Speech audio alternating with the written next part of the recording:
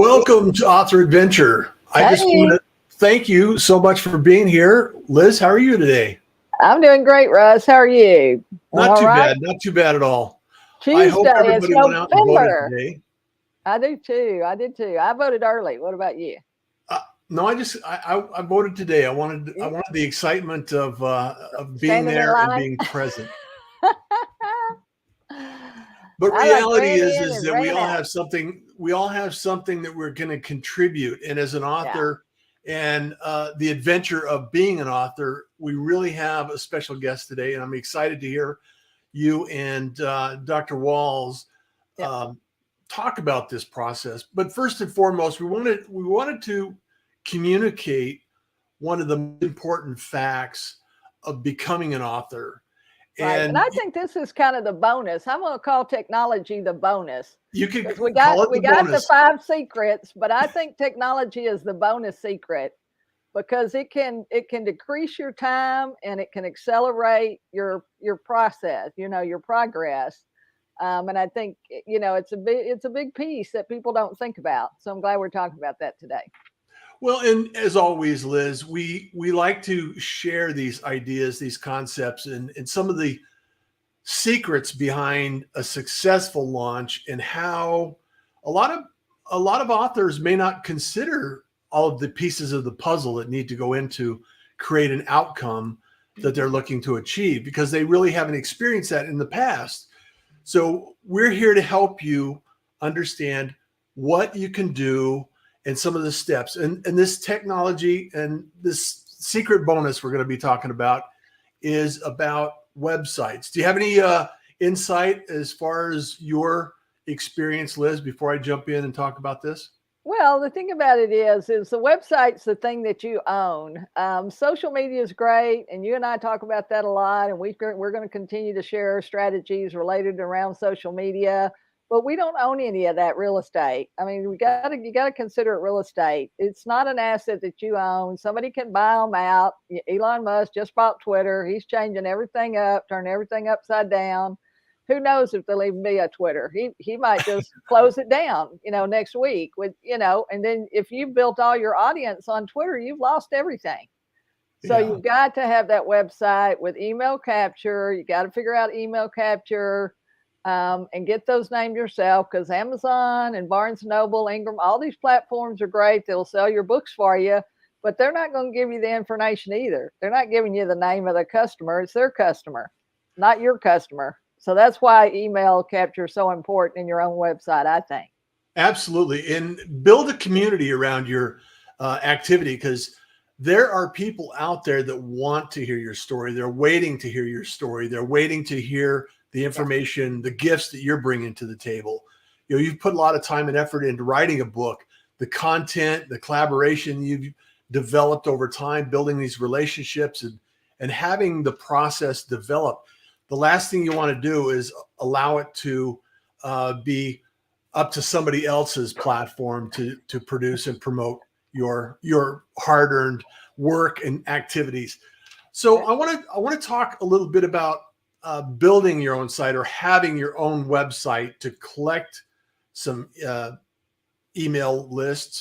You can actually share some information, and some of this stuff is absolutely critical. And nowadays, with the technology, I think it's even more critical that we allow ourselves the opportunity and invest in ourselves with a website that allows us not only to share information as an ongoing opportunity, but also deliver value to the community.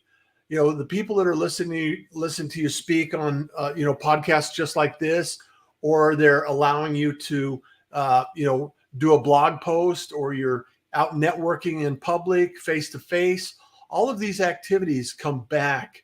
And like Liz indicated in the past, this is real estate that you own. And it's very simple. There's a process. I've been developing websites since 2007, I believe, probably earlier than that. And the technology has increasingly become more easier to access, and not that you have to develop it yourself. However, create something simple where you can own the domain. I recommend you start with your name. If you can get your name and you can put that out there. If you don't have, if your name's already taken as a domain, use something else like ask Dr. Walls or something like that. That kind of sets you apart from people that are in your community, so they can easy to find, easy to access, and make sure that you have some way to collect an email and start collecting that list and start communicating with individuals in your community. Because everybody likes to be recognized, everybody likes to be heard, and if we have an opportunity to actually share this information, we want to make sure that we give back to the community. Whether you're writing fiction, you're writing novels, you're writing textbooks, anything that you have, there's somebody out there, there's an audience out there, and never before in the history of humanity have we had an opportunity to share this information like we do today. So I just want to remind you that having this infrastructure in place and having the support system in place that allows you to shine is really important. So I want to make sure that we have that point communicated to the community here and all of the people that are listening in the future. So whether you're watching now or you're watching in the future or you're listening to the podcast, we're here to help you. So reach out to us. You can always go to, we actually have a website. We have our own website. What a concept. We have our own website, theauthoradventure.com. So, we're going to continue to evolve and adapt and grow that site and make sure that we're sharing information just like this. So, well, and like you say, we went with the author adventure. You can go with the Liz Lawless. I really like Ask Dr. Walls, like Kathleen did, or guest today that's going to come on here in a minute. But anything like that, or even if it's hi, I got a friend that's hi Kelly Griffin, whatever it is, but something creative and different. Sometimes it can be the name of your book, but the problem is you might write more than one book. As you can see, I got a couple behind me here. I've got 15 books, so it wouldn't behoove me to do, a website for every one of my books. I'm better off to use Liz Lawless or Author Adventure or something related to the book Catalyst. So keep that in mind and don't wait until you've written everything and you published everything and then go, oh, I guess I ought to get a website. Yeah. No, these are things you need to be thinking about earlier before you get to the publishing stage. Like Russ was talking about, you need to be engaging with the people that might be your readers that might want to buy your book once you actually do publish it. So that's why that's so important. And a few weeks ago, we were talking about building your street team and building a community around your launch. So every time you launch a new publication, you want to make sure that people are activated that are going to share your excitement for this new publishing opportunity and, share the love, because people love you. They want to help you. They want to help you. Most people want to help you. And if they can't help you, it's not because they don't want to. It's just they're really busy themselves, or they got a lot of commitments, or they're launching something of their own thing, So always ask, because all they can do is say no. And if they say no, you haven't lost anything. What if they say yes and they got 2,000 people on their list? Nothing ventured, nothing gained, right? 2,000 people that you don't know. Or, there may be a little crossover, but it could be, So anyway. Yeah. Well, we don't want to take up all this time. I'm super excited about Dr. Wells, and I would love the opportunity to share as much as possible here. So, Liz, thank you so much. Jump back on at the end if you have any questions, because you're going to love this. Absolutely, absolutely. And go to theauthoradventure.com and check us out and make sure that you're following the podcast and the live stream and the content that we share as well. So I'm going to step out and have Dr. Wells in and have Liz do an interview. So this is episode 14, and I'm just so delighted because here's my friend, Dr. Kathleen Walls. Kathleen, I don't know, we've been friends, I guess, 6-7 years now. Yeah, it's been a while now. We're closing in, I think, on 10 years. But Kathleen is she was a early childhood and a teacher in her early years, elementary and middle school. Then she went back and got her clinical psychology, her PhD. And so now she is Dr. Walls, and you can find her information at askdrwalls.com. And I'll be spelling that out later because this is a podcast and people may just be listening and they're not seeing that we're running it across the bottom of the screen, like if you're watching this in person. So Kathleen, you doing okay today? I am doing wonderful today. Thank Good, you. How are good. you today? I'm good. I'm good. So I thought maybe we would start and talk a little bit about your nonfiction books first, and then we'll finish up with your children's books because I know you got some future things going on there. But Yes, didn't you write your nonfiction book first? I did. And you know what? It's so funny when Russ was saying that there's an audience just for you. Ingrid? That's actually what led me to write my first book, The Greatest Soul Journey. And it was because someone had said to me, when are you going to write your first book? There is an audience just for you. And I sat there for a while with that thought. And then I thought about, oh, look at you with all the little pop-ups. We got it going on here, huh, Nicole? I'm saying, Nicole, I need you to put some clap hands in there for that. Now, I wasn't expecting that pop-up. But yeah, so it was me thinking about it. And I said, you know what? I thought about Michael Jackson. Thought about Celine Dion. I thought about Beyonce. And I said, all of them have their own audience. Thank you, Nicole. I said, all of them have their own audience. Right. And so they sell out crowds, and there may be some crossovers, but the reality is each person has their own audience. And so it's the same thing with books, right? Everybody may not want to hear your story, but there's a large number of people who do want to hear your story. And that's what got me to write this first one, The Greatest Soul Journey. And it is a workbook style journal, which I give food for thought. And then I ask a series of questions. So as you mentioned, I am a doctor of clinical psychology.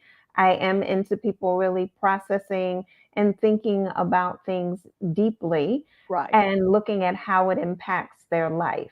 Yeah, and emotion too, because a And lot there of times definitely, that's what we don't do. We talk about the surface stuff, but we don't really address our emotions, I don't that's think, right. as much. And That's right.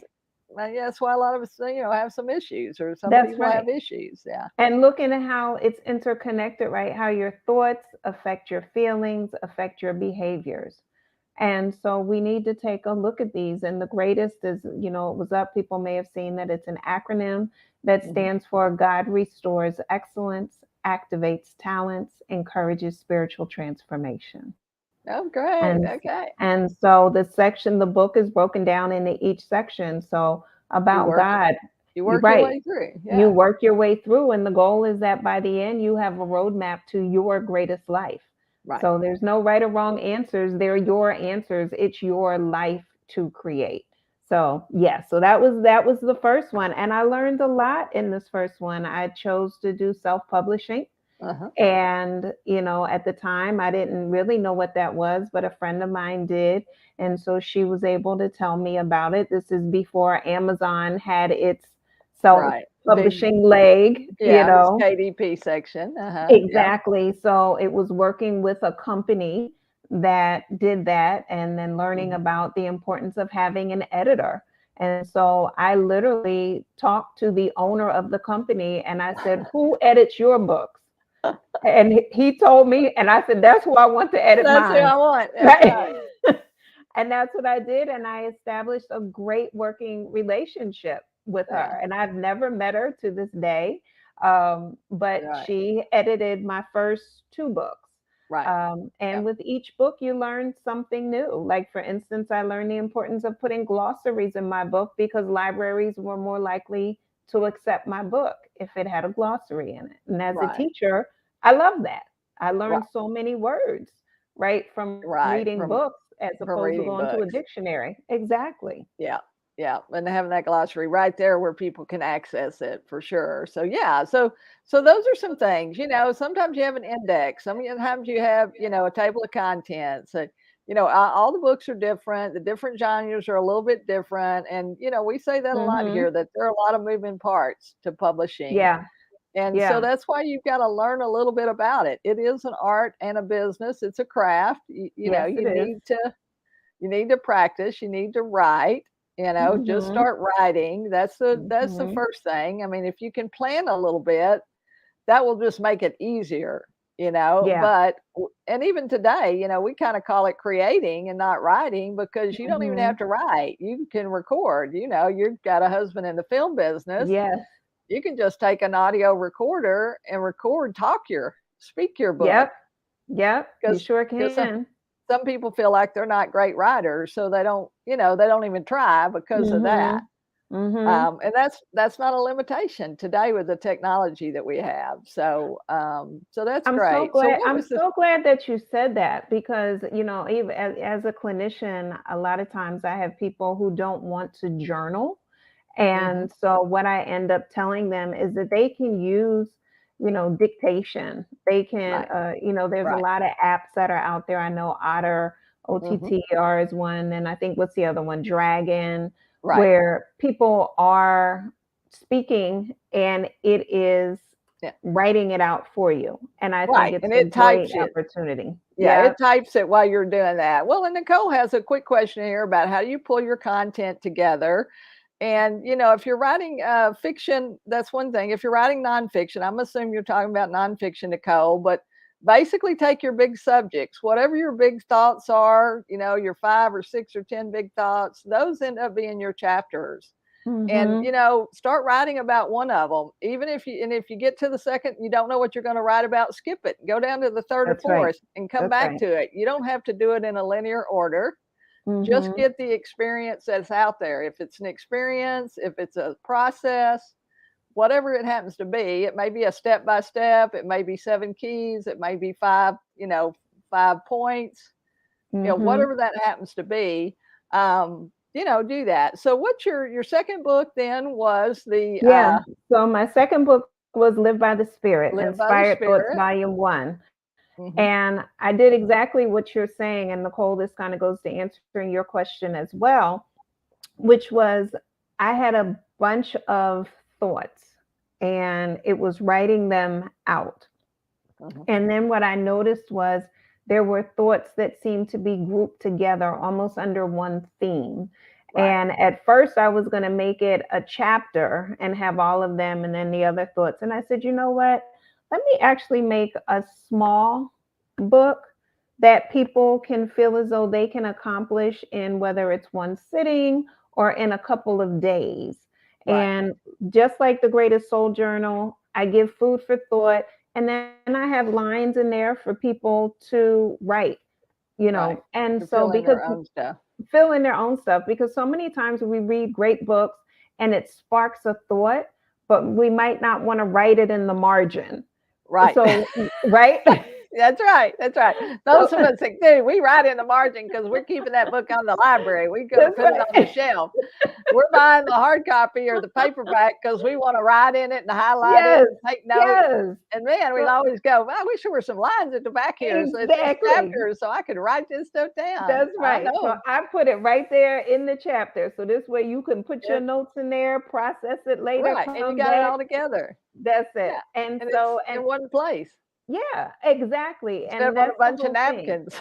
You bet. That's right. And sticky notes all over the place, right? That have now fallen out of the book that Right. you don't Yeah. know what book they even belong to Right. anymore. What does that belong to? Yep. Yes. I love So it. I that's love how, it. so I looked at, I looked at themes Uh-huh. and that's how I then pulled it together. And like I said, then I decided, well, you know what? Because I do have so many writings that I can put together, I'll Mhm. just turn them into volumes. Right. And so I did the Greatest Soul Journey actually in 2009 Uh-huh. over, I honestly, I wrote it in a day. I Wow. was Uh-huh. like, it It just poured, it poured out of literally you poured out of me. once you sat down and started Yes. writing. Yep. Yep. Yep. And then Live by the Spirit, like I said, it had been writings that I had done for probably over a year. And then I just finally put them all in a book. Right. And like I said, this one's volume one. My goal is to work on volume two next year, Uh-huh. if not later on this year. I didn't expect so many years to go by. I did volume two, Right. volume one in 2014. Uh-huh. Um, and like I said, I'm trying to think here. What does it have? It has about 46 pages. So very brief. I just, Yeah. like I said, I just wanted something small. But by this point, Amazon was up and running, Yeah. and I was able to legit do this one all by myself. My Mhm. husband, he did the book cover. Uh-huh. That is actually yours truly in St. Lucia on the beach. I love it. So, I love it. so that was neat too, because with the first book, The Greatest Soul Journey, it Uh-huh. was trying to conceptualize what does a cover for this type of book even look like. Look like. Yeah. And I wasn't sure And how that, sometimes you have to look at it 3 or 4 times. I mean, most of the I time sure did. we do 4 or 5 covers and, and then you start leaning toward and then you go, "Oh, I like the font on that one, but I like the Hmm. color on this Hmm. one." And then you mix and match and you put it together and you massage it and you finally come up with a final version of it. So, Yes.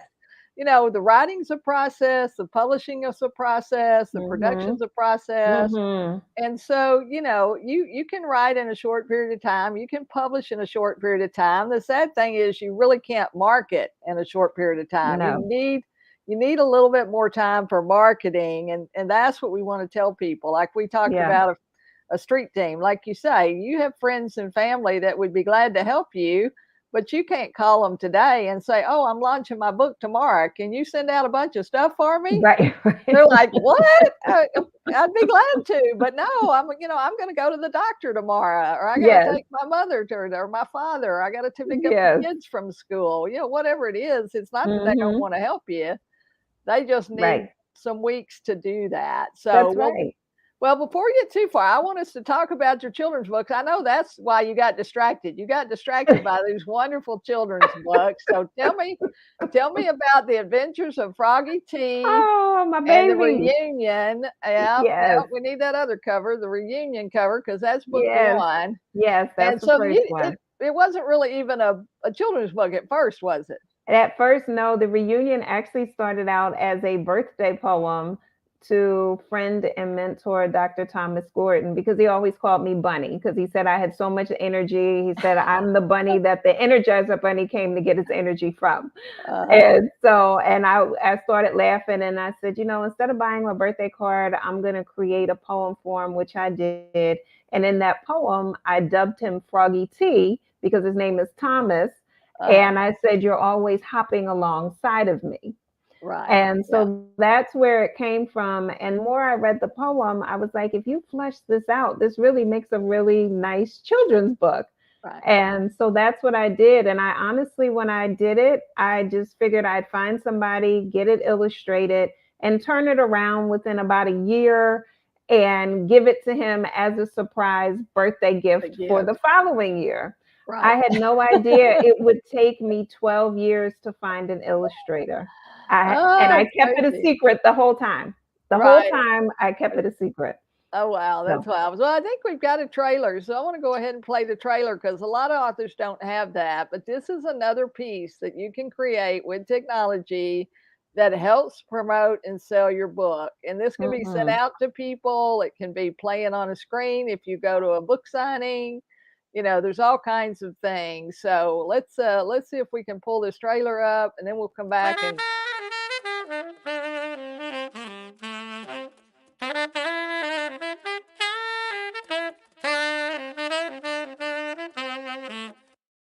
There was a frog who hopped all day, looking for a bunny to laugh and play.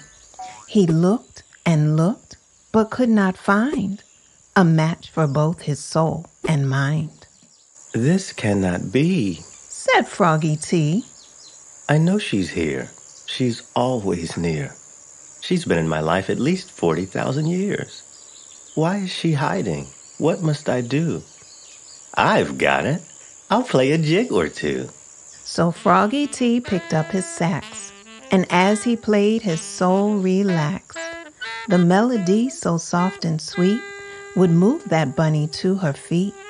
So with a prayer and then a blow, the melody began to flow. As Froggy T played, Bunny swayed and moved to the beat. At first a pat and then a clap, the rhythm ran down deep. She burst in song, singing all day long, wondering from whence it came.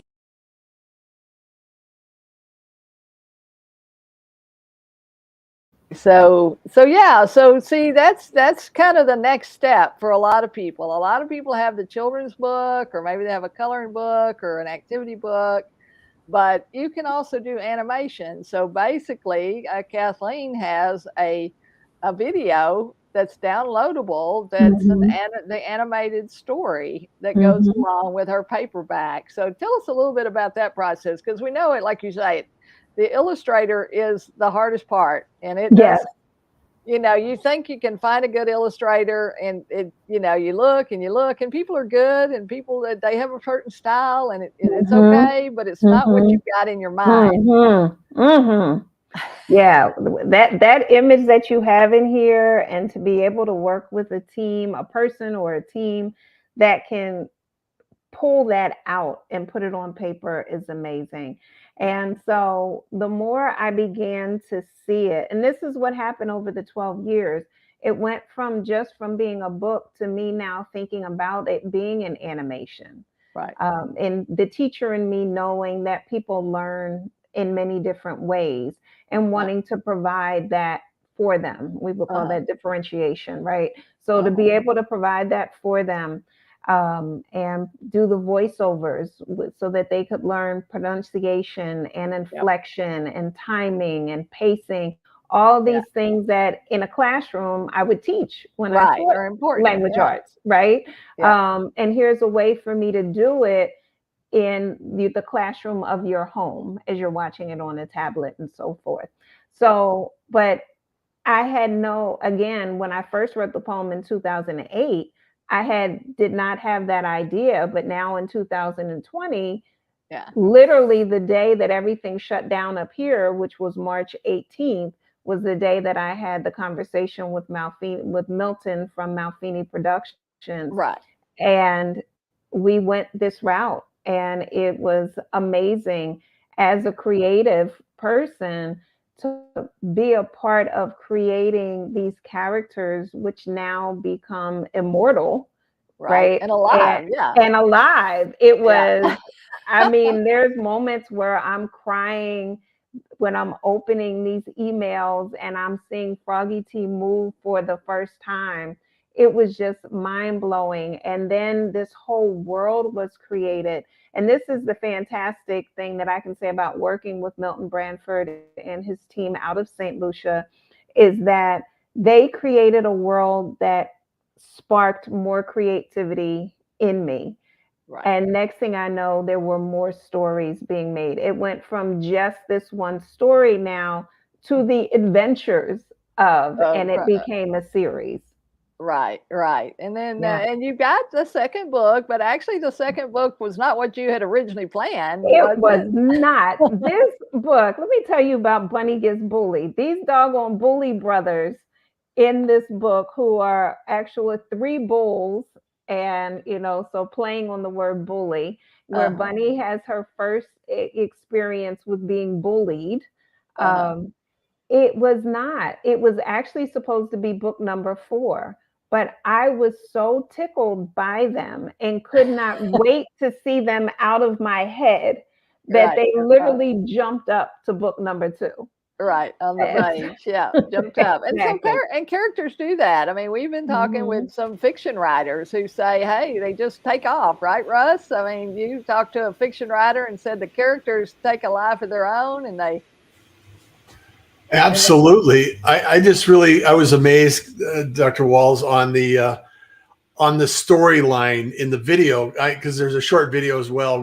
We're running out of time, but the reality is it's a subject that everybody can relate to, Mhm. whether you've been on one side or the other. Mhm. Unfortunately, it's Mhm. something that really hit home, and it's really important for people to understand that it does happen, Yes, and there's something that we can do about it, and there's another option that we can take. that's right. And also being connected with Liz on the rodeo side, it was like, oh, here's the cows for the rodeo.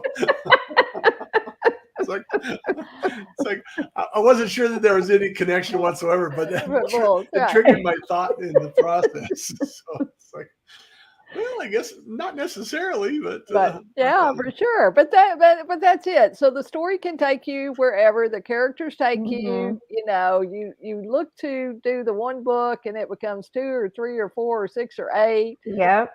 Today, we do encourage people to do a series because people want more. If they like yeah, what you did, if they like Yes. your story, Yes. and all of these stories have a message, as you can tell. It's about Hmm. friendship and Hmm. love, and that even Hmm. though there's distance between us, we still can connect, Yep. and especially today, we can connect with technology. And Yes. then Bunnie being bullied, the same thing. She's experiencing some negative activity with some other people, Hmm. and that's going to get resolved. And because Kathleen's a counselor and a psychologist, she deals with these issues all the time, so she Yep. knows that children and adults have these issues, and sometimes they're lingering, and sometimes it's Yep. really hard to let go Yeah. of them, and Yeah. so you got to just work through Yeah. it. But And but providing those strategies and techniques on how to deal with it, from the person who's being bullied to the friend who's usually a bystander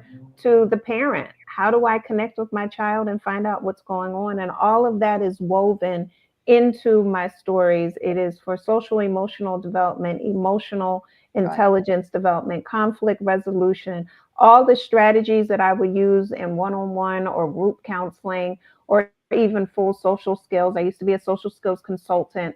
Classes I weave into my stories. And so I have new books coming out about peer pressure, about social cues, about identifying feelings. These books are already written and have been sent to the illustrator.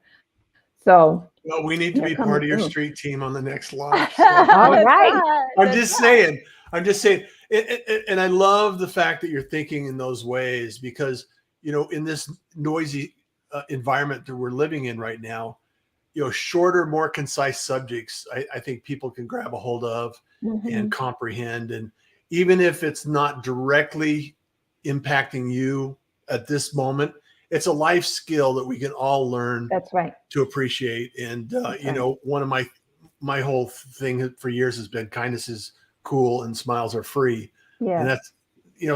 that's a I good love way it. to think about life. And Yeah. it's like, okay, if you're just a little kinder, and Hmm. you can smile once in a while. There's not a downside to it. Not at all. Russ, I tell you, I tell people all the time, my books are really adult children's books, but Yeah. most adults won't buy them, but they'll buy them for their kids. And then they all tell me the same thing. They're like, did you write this for me? Or did you write this for the kids? And I'm like, well, I can't say. I can't say. it's a Accept secret. it for what it is that's and right. move forward. That's Yeah. right. That's right. Yeah, but Well, that is the fact. Because we do want their parents to read the books with their children, or we want them Yes, to take that to them and say, "What's this word?" that's Maybe there's right. a word that's a little bit.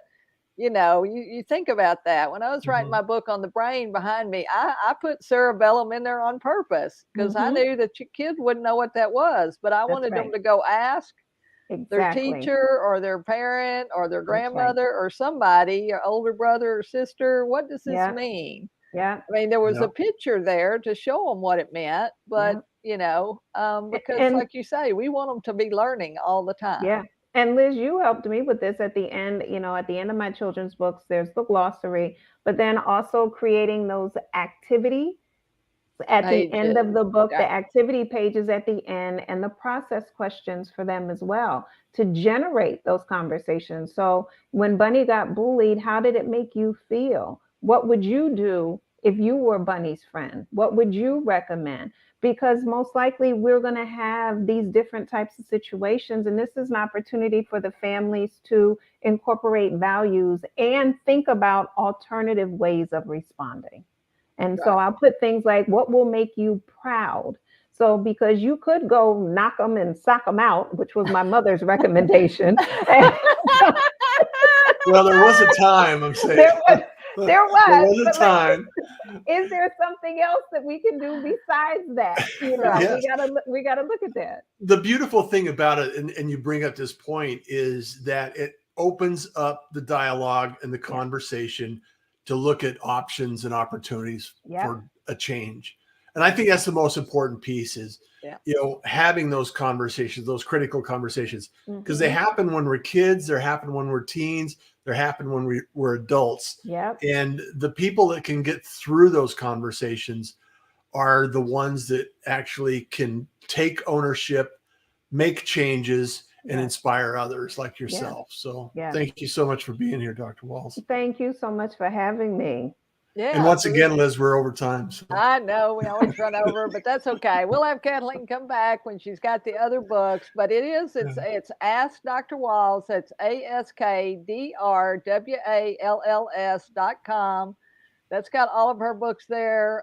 She's got her download. You can go to Amazon and find all of her books as well. If you just put in Kathleen, Kathleen, Walls, Walls, Dr. Kathleen Walls, you'll be able to find her books there. We hope you'll check those out. We know you'll have a great time with Froggy T and Bunnie and the Adventures, and we look forward to future books, and we look forward to having you come back, Kathleen, because the time Thank goes so you. fast. But I We're on the know. edge of our seats waiting for the next one. All right, it's coming. Feelings is coming up soon.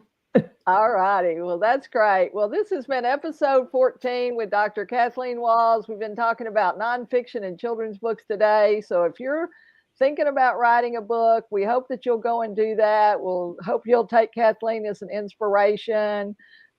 She just went and did it. She took some thought, she put it together, she organized it, she went out and found out what to do.